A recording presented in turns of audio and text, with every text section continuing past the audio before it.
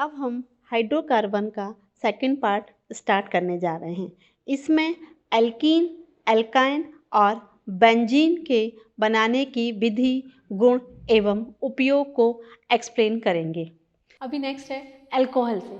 Alcohol से ethyl alcohol को हम एल्यूमिना की उपस्थिति में जब गर्म करते हैं तो इसमें से पानी का एक अणु बाहर निकल जाता है। यहाँ से एक हाइड्रोजन और ये OH बाहर निकल जाता है और हमें CH2 डबल बॉन्ड CH2 प्राप्त हो जाता है, मतलब एथिलीन बन जाती है। सेम अगर इथाइल अल्कोहल को आप सल्फ्यूरिक अम्ल के साथ भी क्रिया करोगे तो पहले बनता है इथाइल हाइड्रोजन सल्फेट, फिर इसको गर्म करते हैं तो भी हमें इथिलीन प्राप्त हो जाता है। तो इथाइल अल्कोहल को एल्यूमिना की उपस्थिति में या सल्फ्यूरिक अम्ल किसी से भी क्रिया करते हैं हमें एल्कीन प्राप्त हो जाता है। कॉल्वे विधि से भी हमें एल्कीन बनाना है। तो यहाँ क्या लिया हमने, पोटेशियम सक्सिनेट। आयनाइजेशन करते हैं, आयनीकरण करते हैं तो यह आयनों में विघटित हो जाता है। सक्सिनेट आयन और पोटेशियम जो धातु है वो अलग हो जाती है। जब हम पानी को भी आयनीकरण करते हैं तो पानी भी हाइड्रोजन और ये OH और H में कन्वर्ट हो जाती है। ये सक्सिनेट आयंस हैं। जब इसको हम एनोड पर हमेशा ऑक्सीकरण होता है तो सक्सिनेट आयन को गर्म करते हैं तो इसमें से क्या करता है, इलेक्ट्रॉन निकल जाता है और सक्सिनेट आयन ही टूटकर इथिलीन बनाता है। और जो रिडक्शन है वो कहाँ हो रहा है, कैथोड पर होता है। तो ट्वाइस H 2 इलेक्ट्रॉन लेके H2 या हाइड्रोजन गैस बनाता है। तो इस तरह से हम पोटेशियम सक्सिनेट से भी इथिलीन प्राप्त करते हैं। इसे सबसे पहले कॉल्वे ने बनाया था, इसलिए हम इसको कॉल्वे विधि भी कहते हैं। तो ये सारी एल्कीनों के बनाने की विधियां थी। इनके भी जो भौतिक गुण हैं वो सभी एल्केन के समान होते हैं। अब हम रासायनिक गुण का वर्णन करने जा रहे हैं। योगात्मक अभिक्रियाएं, यहाँ कोई भी बाय प्रोडक्ट नहीं निकलता, जो भी आएगा वो एक दूसरे से जुड़कर एक कंपाउंड बनाता है। जैसे यहाँ इथिलीन है, इथिलीन पर हम जब हाइड्रोजन क्रिया करते हैं इसको क्या बोलेंगे, हाइड्रोजन का योग। तो हाइड्रोजन का एक हाइड्रोजन यहाँ ज्वाइन हो जाता और एक हाइड्रोजन यहाँ ज्वाइन, तो CH2 से एक H मिलेगा तो क्या पे जाएगा CH3 और डबल बॉन्ड अब सिंगल बॉन्ड में कन्वर्ट हो गया और CH3, मतलब इथिलीन से हमने इथेन में कन्वर्ट कर दिया। किसके थ्रू, बाय हाइड्रोजन या हाइड्रोजन के योग के द्वारा। दूसरा है हैलोजन का योग। हम इथिलीन पर जब क्लोरीन का योग करते हैं तो एक क्लोरीन को यहाँ ज्वाइन कर देना, एक क्लोरीन को यहाँ ज्वाइन, तो CH2Cl CH2Cl नाम क्या जाएगा 1,2 डाइक्लोरो। 2 क्लोरीन है तो डाइक्लोरो और एक कार्बन ये एक कार्बन, तो क्या बोलेंगे इथेन, तो 1,2 डाइक्लोरो इथेन, ये इसका IUPAC में नाम हो जाएगा। अभी है हाइड्रोजन क्लोराइड या हैलोजन एसिड का योग करना है। तो इथिलीन पर जब हम HCl क्रिया करते हैं तो एक हाइड्रोजन यहाँ ज्वाइन हो जाएगा और क्लोरीन यहाँ ज्वाइन हो जाएगा। तो CH2 जगह क्या हो जाएगा CH3 डबल बॉन्ड से सिंगल बॉन्ड CH2Cl, मतलब इसको बोलेंगे इथाइल क्लोराइड या क्लोरो इथेन, ये भी बोल सकते हैं आप क्लोरो इथेन या इथाइल क्लोराइड भी इसका नाम हो जाएगा। अभी इम्पॉर्टेंट, ये रिएक्शन बहुत इम्पॉर्टेंट है, मार्कोनिकॉफ रूल। मार्कोनिकॉफ नियम क्या होता है, जब किसी एल्कीन पर कोई भी ये हैलोजन एसिड अटैक करता है तो इसका ऋणात्मक भाग उस कार्बन पर जुड़ता है जिस पर सबसे कम हाइड्रोजन परमाणु जुड़े हों। तो यहाँ HBr है वो क्या होगा, H पॉजिटिव है और Br नेगेटिव है, तो Br है उस कार्बन पर जुड़ेगा जिस पर सबसे कम हाइड्रोजन हो। तो यहाँ 3 है, यहाँ 2 है, यहाँ 1 है, तो मतलब Br कहाँ ज्वाइन होगा, इस कार्बन पर। तो CH3 सिंगल बॉन्ड CH और इस पर हमने क्या लगा दिया, ब्रोमीन। अब ये डबल बॉन्ड टूट जाएगा किसमें, सिंगल बॉन्ड में। तो ये इसका नाम 1 2 3 कार्बन है तो नाम हो जाएगा इसका ब्रोमोप्रोपेन। ब्रोमोप्रोपेन। जस्ट इसके उल्टा होता है, एंटी मार्कोनिकॉफ नियम भी होता है। वहाँ नेगेटिव पोर्शन उस कार्बन पर जुड़ता है जिस पर सबसे ज़्यादा हाइड्रोजन परमाणु जुड़े हों, लेकिन आपको कार्बन की बैलेंसी का भी ध्यान रखना पड़ेगा। ऐसा नहीं है कार्बन की बैलेंसी 4 से 5 हो जाए, नहीं, आपको कार्बन की बैलेंस सेटिस्फाई करना है प्लस सबसे ज़्यादा हाइड्रोजन परमाणु जुड़े हों उसे पर ही नेगेटिव को जोड़ना है। तो मार्कोनिकॉफ नियम और एंटी मार्कोनिकॉफ नियम। एंटी मार्कोनिकॉफ नियम को पेरोक्साइड प्रभाव भी बोलते हैं। तो पेरोक्साइड प्रभाव में देखिए यहाँ पर ये आपका क्या है 1 2 3 कार्बन है, मतलब 1 प्रोपेन, इसका नाम क्या हो जाएगा 1 प्रोपेन। इस पर HBr क्रिया कर रहा है, तो हाइड्रोजन और ब्रोमीन, यहाँ ब्रोमीन उस कार्बन पर जुड़ेगा जिस पर सबसे ज़्यादा हाइड्रोजन है। अब ये ब्रोमीन अगर यहाँ जुड़ता है CH3, अगर तो 3 हाइड्रोजन हैं और एक 4 तो वैलेंसी हैं, और ये ब्रोमीन को अगर यहाँ जोड़ दोगे तो वैलेंसी कितने आएंगे 5, तो यहाँ पॉसिबल नहीं होगा। इसके बाद दूसरा ऑप्शन कहाँ आता है, यहाँ।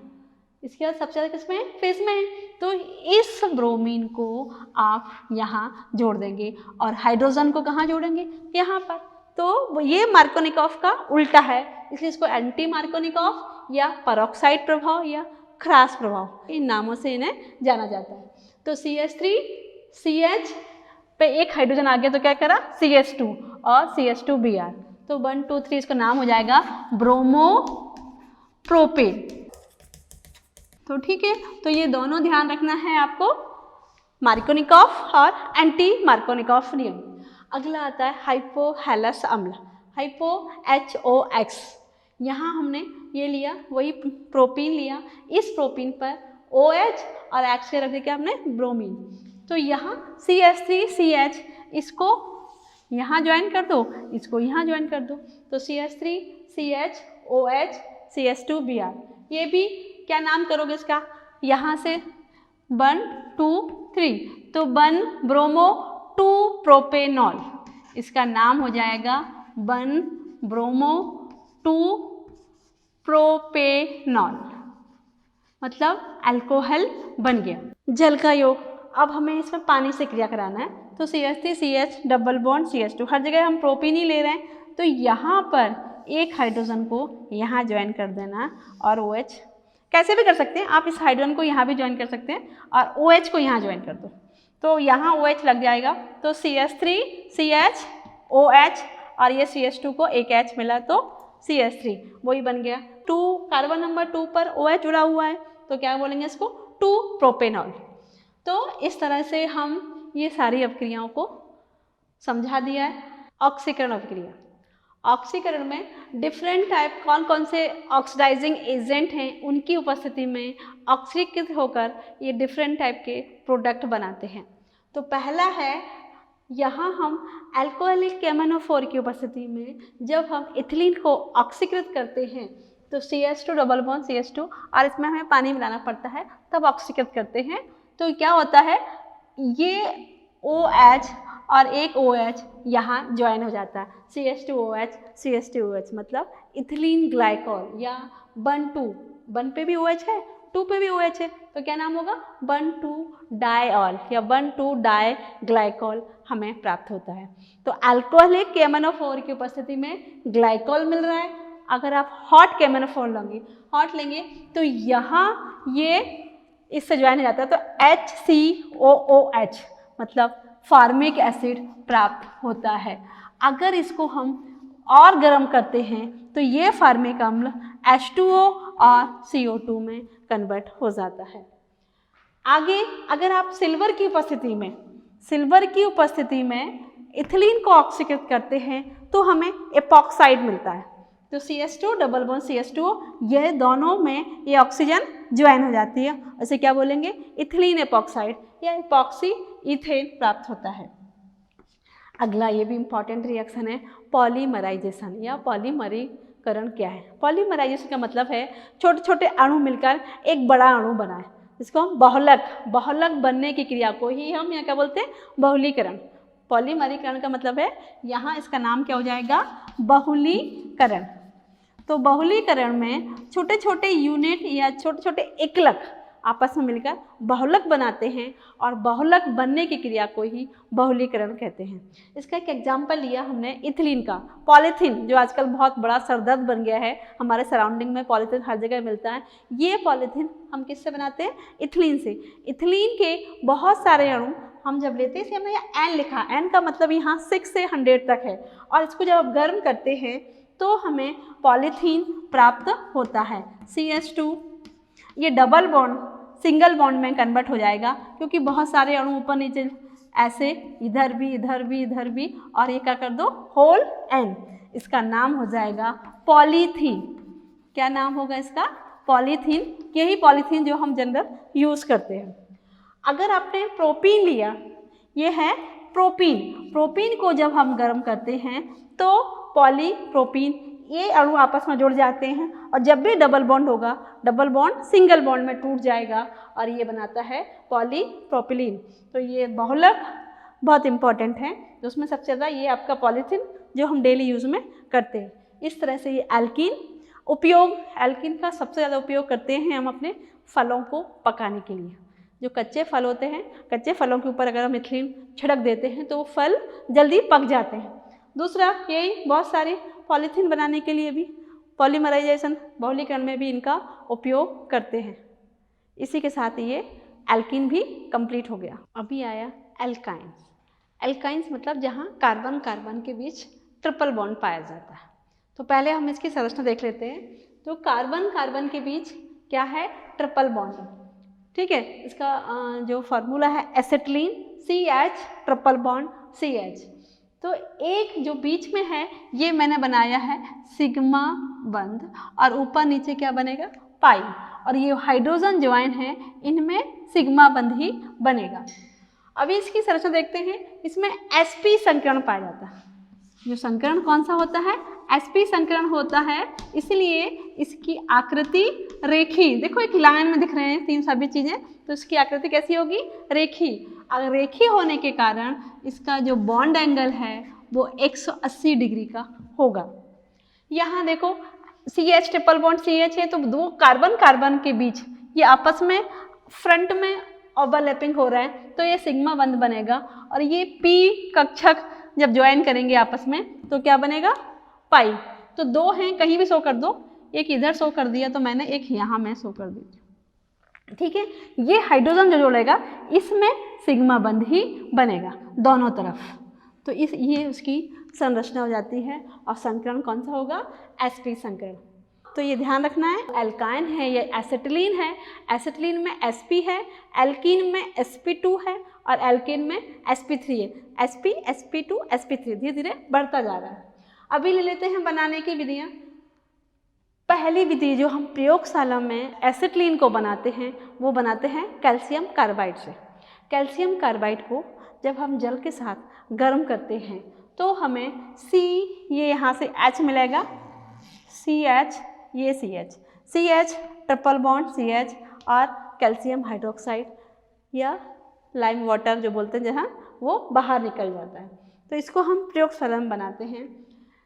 एक और रिएक्शन है CHI3, ये क्या है?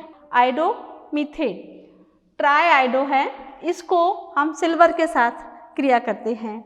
आइडो मीथेन की जब सिल्वर के साथ क्रिया करते हैं तो ये देखिए 6AgI सिल्वर आयोडाइड निकल जाता है, और ये CH और ये CH हमारा बचता है। तो CH ट्रिपल बॉन्ड CH, ये क्या बन गया? एसिटिलीन। एल्काइंस का ये पहला मेंबर है, ये कौन सा है? एसिटिलीन प्लस सिल्वर आयोडाइड बाहर निकल जाता है। सेम अगर अपन बेस हैलाइड से देखते हैं तो CHBr2 को जिंक के साथ हम जब गर्म करेंगे तो ये जिंक Br2 निकल जाएगा। तो Br2 दो है, तो हमने 2 मॉलिक्यूल्स ले लिए, और CH ट्रिपल बॉन्ड CH निकल जाता है, प्लस ट्वाइस जिंक ब्रोमाइड बाहर निकल जाता है। तो ये मुख्य विधियां हैं जिनसे हम एसिटिलीन को बना सकते हैं। बाकी विधि तो एल्केन से भी आप कुछ ले सकते हैं। इसके भौतिक गुण भी एल्कीन के समान हैं। तो अभी अपन चलते हैं रासायनिक गुण पे। रासायनिक गुण में फर्स्ट मैंने लिया है जल की अपक्रिया। तो जब हम एसिटिलीन पर जल से क्रिया कराते हैं, ये एसिटिलीन पानी से क्रिया कराओगे तो एक H यहाँ ज्वाइन कर दो और OH यहाँ ज्वाइन कर दो, और जो ट्रिपल बॉन्ड वो किस में कन्वर्ट हो जाएगा? डबल बॉन्ड में। तो CH एक H मिला तो क्या बना? CH2 double bond CHOH। अगर इसको आप रीअरेंजमेंट करते हैं, इस H को यहाँ भेज दो तो क्या हो जाएगा? CH3 CHO, ये एसिटल्डिहाइड बन गया। तो ये एसिटल्डिहाइड बनाने की एक अच्छी विधि हो जाती है कि हम एसिटिलीन से एसिटल्डिहाइड कन्वर्ट करते हैं। ये ऐसे बोल सकते हैं क्या होगा जब एसिटिलीन को पानी में गर्म करेंगे, इसमें हमें मर्क्यूरिक सल्फेट 1% और सल्फ्यूरिक एसिड डालते हैं, तब ये अभिक्रिया कंप्लीट होती है। HCN से क्रिया हाइड्रोजन साइनाइड, ये सिंपल सी योगात्मक अपक्रिया है।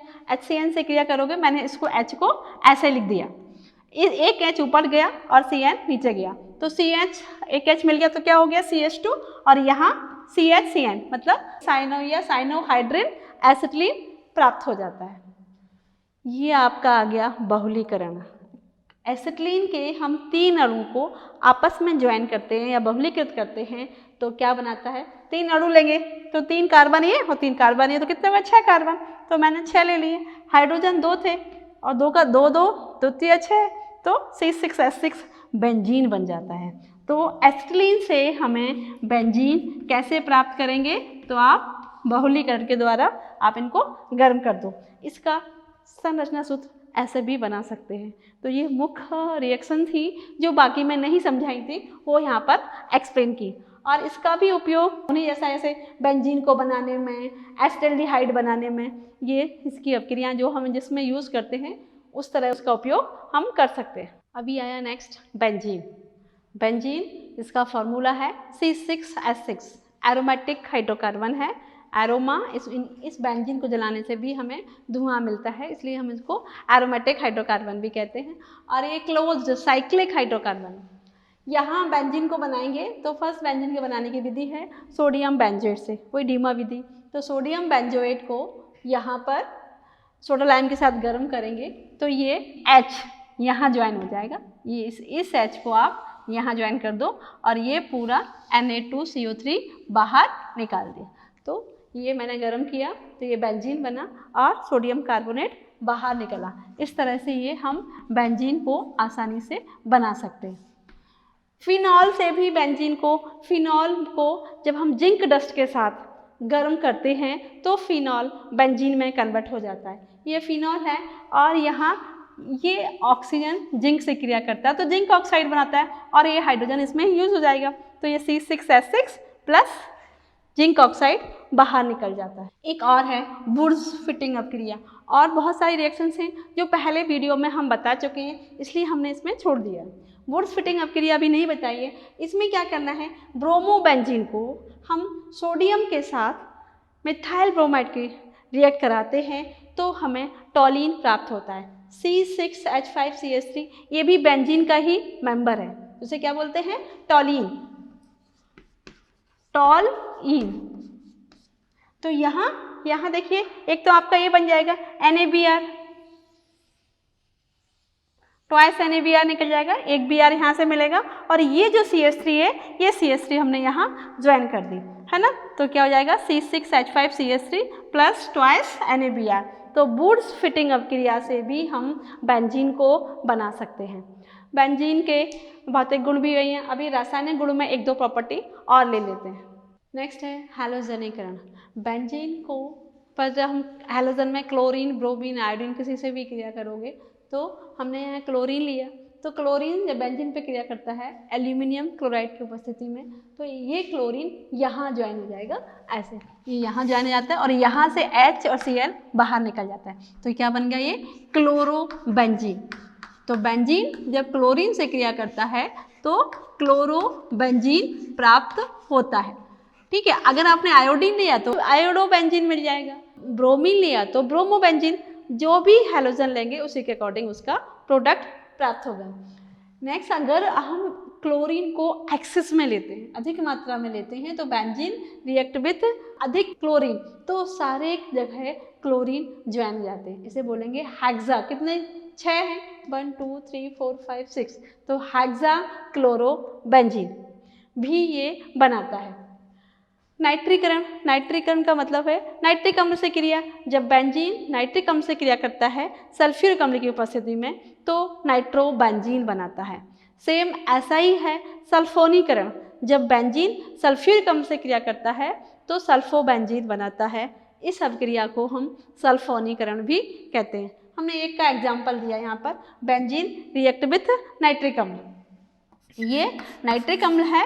और तो यहाँ हमें क्या बनेगा, नाइट्रोबेंजीन। ये NO2 यहाँ ज्वाइन हो जाएगा और इसका H, ये H और O पानी बाहर निकल जाएगा और ये हमें मिल जाएगा नाइट्रोबेंजीन। ठीक है। हाइड्रोजन का योग, अगर बेंजीन हाइड्रोजन पर जब क्रिया करता है तो क्या बनाएगा, तो बेंजीन रिएक्ट विथ हाइड्रोजन, तो यहाँ जितने भी डबल बॉन्ड हैं वो सारे डबल बॉन्ड हट जाएंगे और हाइड्रोजन जुड़ जाएगा। तो इसका नाम क्या हो जाएगा, एक तो ये साइक्लो है, पूरा चक्र बना हुआ है, और साइक्लो और कोई भी बॉन्ड नहीं है, डबल बॉन्ड नहीं है, तो इसका नाम हो जाएगा साइक्लोहेक्सेन। तो बेंजीन से हेक्सेन मतलब यहाँ हमें एल्केन मिल गया। ये क्या था, एल्कीन था, इन था और हमें एन में कन्वर्ट हुआ। क्यों, क्योंकि हमने हाइड्रोजन जोड़ दिया, तो जितने भी डबल बॉन्ड थे वो सभी डबल बॉन्ड हाइड्रोजन से रिप्लेस हो गए। ऐसे ही क्लोरीन का योग है, जब बेंजीन पर हम क्लोरीन की क्रिया करते हैं तो सारे जगह यहाँ जितने भी दिख रहे हैं 6 जगह क्लोरीन अटैक करता है। ये क्लोरीन क्लोरीन क्लोरीन और क्या बनाता है, BHC, इसका फुल फॉर्म है बेंजीन हेक्साक्लोराइड, है ना। यह एक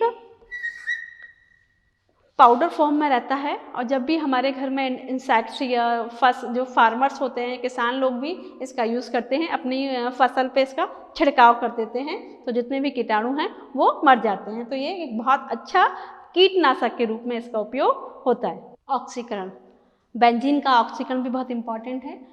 डिफरेंट अभिकर्मक के रिएजेंट की उपस्थिति में हम इसको जब ऑक्सीकृत करते हैं तो हमें डिफरेंट टाइप के प्रोडक्ट प्राप्त होते हैं। जब हम बेंजीन को ऑक्सीजन से क्रिया कराते हैं, प्रेजेंस ऑफ बेनेडियम पेंटाऑक्साइड, तो हमें मैलिक एसिड प्राप्त होता है। C6H6 को बेनेडियम पेंटाऑक्साइड से हम गर्म करते हैं तो हमें मैलिक एसिड करते हैं। जब हम इसको हीट कर देते हैं तो यहाँ से पानी निकल जाता है। ठीक है, तो यहाँ आप ये लिख दो -H2, तो ये क्या बन जाएगा, मैलिक एनहाइड्राइड। ये एनहाइड्राइड प्राप्त हो जाता है। तो एनहाइड्राइड, मैलिक एसिड को और हीट करोगे तो हमें एक वाटर मॉलिक्यूल्स रिलीज हो जाता है। टॉलिन को अगर हम टॉलिन का ऑक्सीकृत करते हैं केमेनोफोर की उपस्थिति में, तो ये COOH बेंजोइक एसिड बनता है। ये क्या बनता है, बेंजोइक एसिड, बेंजोइक अम्ल बनता है और पानी के अणु।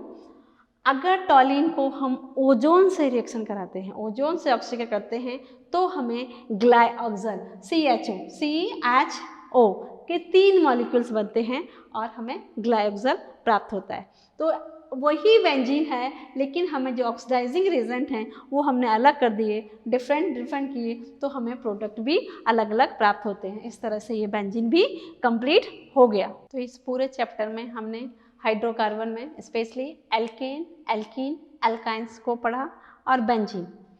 तो आपको एल्केन, एल्कीन और एल्काइन की जितनी भी नेम रिएक्शन हैं सभी को एक पेज में लिखकर सभी का वर्णन करना है और उनको याद करना है। मीथेन को प्रयोगशाला में कैसे बनाएंगे, तो ड्यूमा विधि से मीथेन को प्रयोगशाला में कैसे बनाएंगे इसका नामांकित चित्र बना के वर्णन करना है। पहला क्वेश्चन है मीथेन और इथिलीन दोनों की प्रयोगशाला विधि का वर्णन करना है विथ डायग्राम। सेकंड क्वेश्चन आपको लेना है एल्केन, एल्कीन, एल्काइन का संरचना बनाना है और उसमें कौन सा संकरण पाया जाता है। ठीक है, तीसरा है सारी नेम रिएक्शंस को लिखना है और बेंजीन में स्पेशली बेंजीन को BHC में कैसे कन्वर्ट करेंगे, इसका क्या उपयोग है। ये सारी अभिक्रियाएं आपको लिख के याद करना है और आशा है ये आपको पूरा चैप्टर समझ में आ गया होगा। धन्यवाद। जय हिंद।